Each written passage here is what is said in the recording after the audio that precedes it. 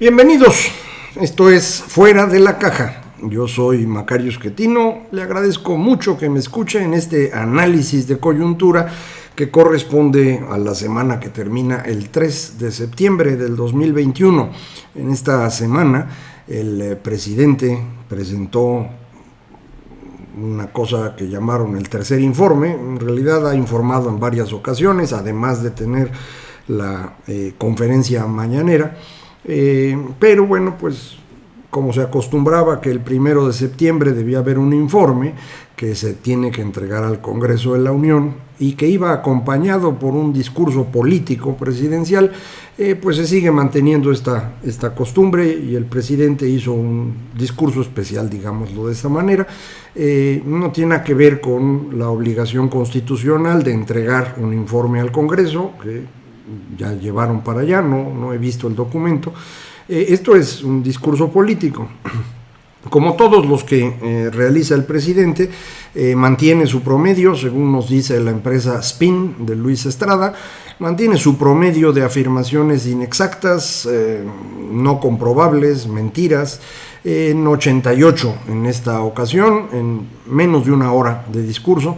No es muy diferente de las 89 que dice cada día en promedio en su mañanera, pero esa ocupa pues más tiempo y hay otras personas y demás. Aquí él solito en menos de una hora, 88 afirmaciones incorrectas, entre ellas algunas que agrupó en una cosa que llamó récords históricos, que utilizó para insultar o descalificar a sus enemigos. Él dice que él no tiene enemigos, que son adversarios, pero por la manera como trata a quienes piensan distinto, yo creo que deben ser considerados enemigos. Así los trata el presidente.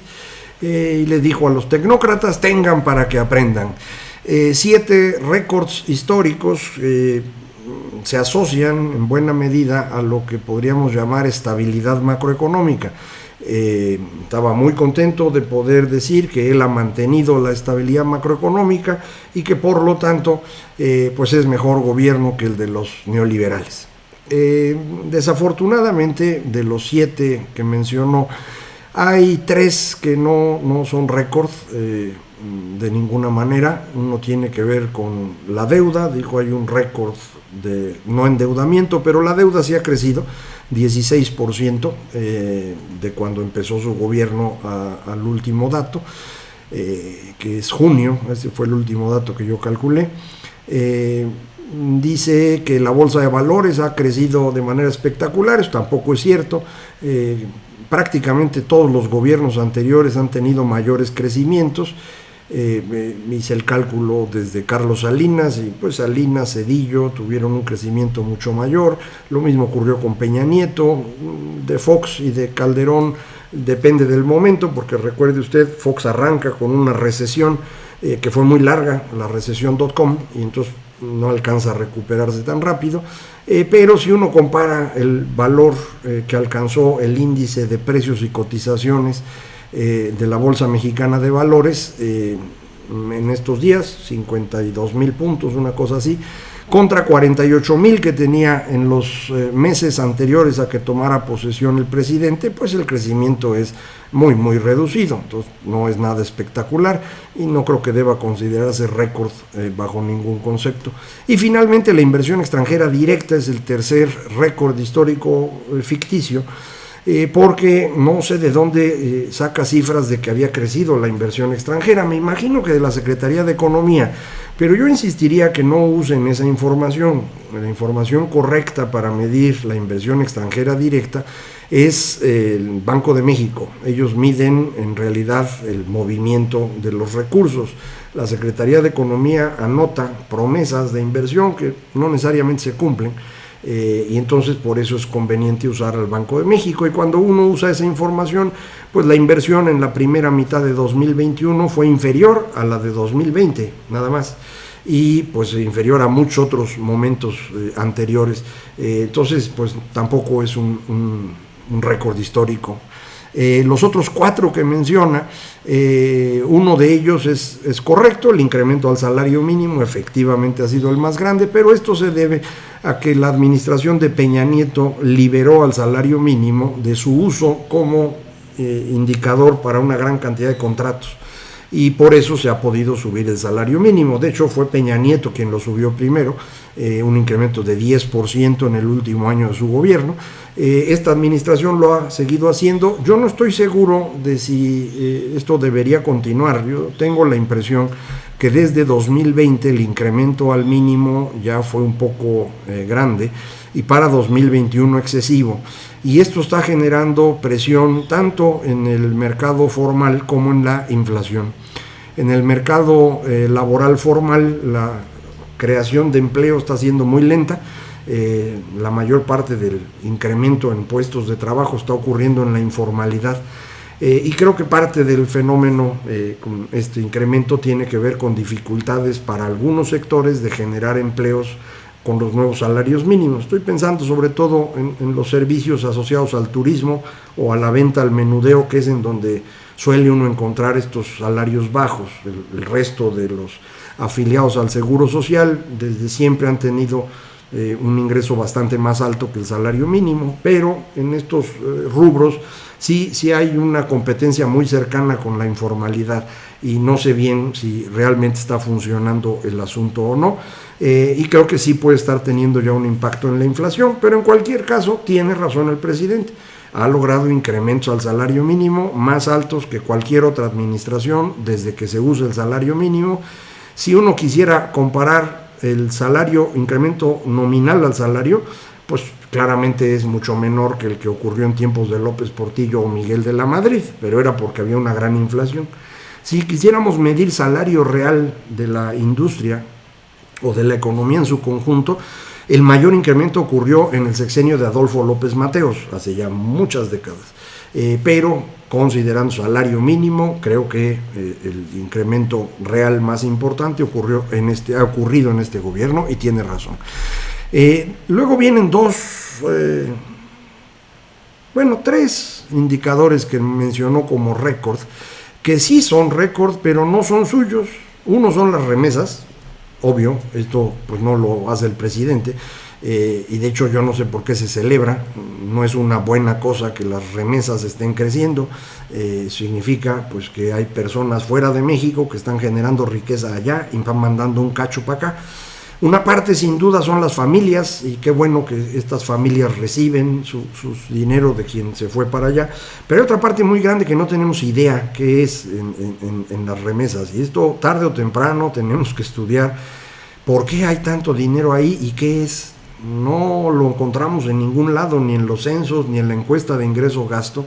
No hay forma de asociar realmente el dinero que se supone que está llegando con los grupos familiares en México. Capaz que eso está usando por otras cosas, yo no lo sé, y sería bueno medirlo, independientemente de que, bueno, sí es un récord, pero no se le debe atribuir al Poder Ejecutivo Federal en México, o sea, al presidente. Y finalmente dos más que tampoco son del Banco de México: el incremento de reservas internacionales y la estabilidad del tipo de cambio. Las dos cosas están correlacionadas, e insisto, es el Banco de México el responsable de que esto esté bien. Ellos han estado cuidando pues que no los vaya a saquear el presidente, como ya lo intentó, recuerdan ustedes, y por eso enojó con el gobernador Alejandro Díaz de León y dijo que ya que se vaya. La estabilidad del tipo de cambio tiene su origen en la forma de medir. Si comparamos en realidad contra los momentos previos a que llegara la actual administración, que para mí llega el 1 de septiembre de 2018, cuando toman el Congreso, y eso es lo que le permite a López Obrador cancelar la construcción del aeropuerto antes de tomar posesión como presidente, pues sí hay un ajuste cambiario que no es menor. Pasamos prácticamente de 18.50 a los 20 pesos que andamos hoy. No es una gran depreciación, pero sí es un ajuste. Buena parte de ese ajuste ya lo había hecho el señor Trump. Él fue el que nos llevó de 15 a 22 pesos, y ahí se regresó hasta 18, y entonces López Obrador nos llevó de 18.50 a 22 y ahora en 20, ahí vamos. Entonces pues no sé qué tanto deberíamos considerar los récords, pero insisto, no es es del Banco de México. Y sobre todo el tema de reservas internacionales. Entonces, me parece que muchos colegas explicaron que esto no estaba bien dicho. Enrique Quintana en El Financiero lo dijo con mucha claridad y preferí citarlo a él en mi propio artículo que volver a hacer la explicación que acabo de darle a usted. Pero bueno, lo importante es estos indicadores, los pone como récords históricos, les dice tengan para que aprendan. ¿Por qué lo hacen? Porque para él es muy importante el tema de la estabilidad macroeconómica. Quiere decirnos que él puede gobernar y que no se viene abajo la economía, como habían dicho muchos, incluyendo yo mismo. Creo que no le entiende al tema. Primero, ya vimos, no todos son récords y no todos son de él. Pero segundo, ahí hay un problema de fondo, y es que la estabilidad macroeconómica es una ilusión. La razón por la cual no hemos tenido problemas mayores, ni con reservas, ni con tipo de cambio y demás, es porque el gobierno mexicano, para poder financiar sus gastos, ha hecho uso de todos los ahorros que se habían realizado en los 20 años anteriores. Es un problema. Es un problema porque esto no aparece en la información de todos los días. No es claro para quienes no es especialista, incluso para los mismos especialistas esto no es tan importante, porque lo que ven quienes están calificando el nivel de riesgo del país es pues cuánto recauda México, cuánto está pagando de gasto, pues ahí más o menos la va llevando. Pero pues hay un pedacito que está utilizando el gobierno para cerrar sus cuentas, que en realidad era ahorro y lo teníamos ahí para, pues, cuando pasara algo, poderlo utilizar. Un ahorro para equilibrar los momentos de crisis, por ejemplo, que era el Fondo de Estabilización de Ingresos Presupuestales, un fondo similar pero para entidades federativas, el dinero para desastres naturales, el fondo para mantener el seguro popular, montón de fideicomisos asociados a centros de educación, a investigación, etcétera. A la hora que suma uno todo esto, estamos hablando de 400, tal vez 500 mil millones de pesos que ya se evaporaron, se los gastaron toditos para tratar con eso de equilibrar las cosas. Ese dinero ya no existe, el próximo año no lo hay y no le va a alcanzar lo que recauda. ¿Se ha mejorado la recaudación? Sí, se ha mejorado. Pues también es algo que pudo haber celebrado más y no lo hizo. ¿Por qué mejoró la recaudación? No nos queda claro todavía. Ellos insisten que están luchando contra la evasión fiscal. Ojalá así sea, sería muy bueno. Yo creo que en parte lo es, no tengo duda. Por ejemplo, acabar con las empresas factureras debe haber tenido un impacto relevante en recaudación. Pero también hay otra parte que no se dice mucho porque los empresarios en México siempre han sido muy temerosos del gobierno. El año pasado se extorsionó a grandes empresas para que pagaran impuestos que tenían pendientes por pagar porque había diferendos en lo que opinaba la empresa y lo que opinaba el SAT. Es algo muy frecuente con grandes empresas, con sistemas contables que pues hay que discutir si están anotando bien las cosas o no. Y para eso van a los tribunales. El año pasado les dijeron nada de tribunales, paguen ahorita o vote, y pues así fue. Eso me dicen algunos, yo la verdad no estuve ahí, no sé si es cierto, pero pues lo paso porque a lo mejor hubo algo de cierto. Este año ya no ocurrió, ya no pudieron hacer más porque ya habían cobrado todo lo que estaba atrasado. Con el IVA dejaron de hacer las devoluciones de IVA como se acostumbraban. Vamos a ver también cuánto de esto está dentro de lo que la ley permite y cuánto es una presión desde el SAT, sabiendo que pues López Obrador le da miedo a muchísimos empresarios. Entonces no se quieren arriesgar a pelear y dicen, bueno, pues ni modo, a ver cómo se lo transfiero al cliente para la otra. A lo mejor eso también se va a ir reflejando en problemas inflacionarios, lo veremos después. Pero el caso es que las finanzas públicas no tienen mucho margen. De hecho, pues estamos teniendo cerca de 200 mil millones de pesos cada año que no alcanzan y que hay que cubrir con los ahorros y con cositas de por todos lados, y que para el próximo año no hay esos 200 mil de dónde sacarlos. Entonces, pues se les va a complicar la vida. Para que la complicación sea mayor, el señor presidente incrementó lo que se va a pagar de pensiones.